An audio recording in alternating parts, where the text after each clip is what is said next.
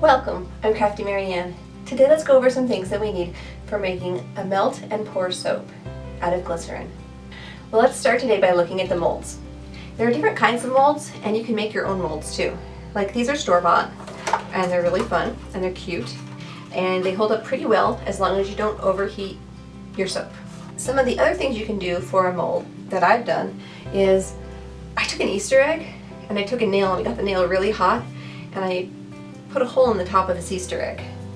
And this Easter egg is one of the mini loofahs, miniatures, just like this. And you can pop it out and you can see that there's a loofah in there. And I use a empty syringe to put it in there with. Alright, let's go over some of the soaps. Here I have a 10-pound block of clear glycerin, which I use as my base for most soaps. And over here I have some 2-pound bricks that are really nice to use. They're easy to cut and measure, and then they come in great flavors. Like that's shea butter, white soap.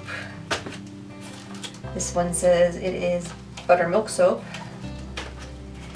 This one is goat milk soap, and the last one down here is cocoa butter soap.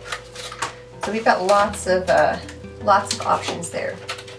Now another thing you can do with your soap that is a lot of fun is you can do add-ins like facial scrubs or just pretty add-ins for scents and flavors.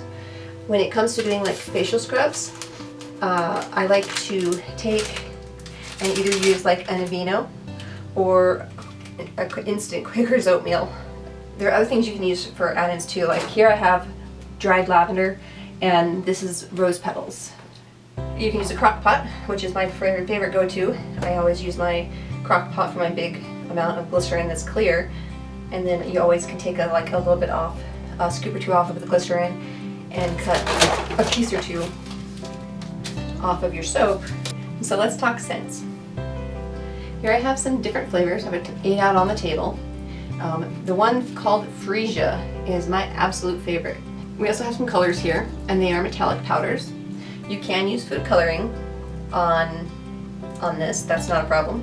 And then I have some lavender here that's fresh and soft, and I've got some rose petals.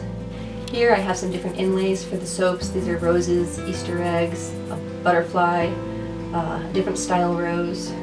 So I think that covers it.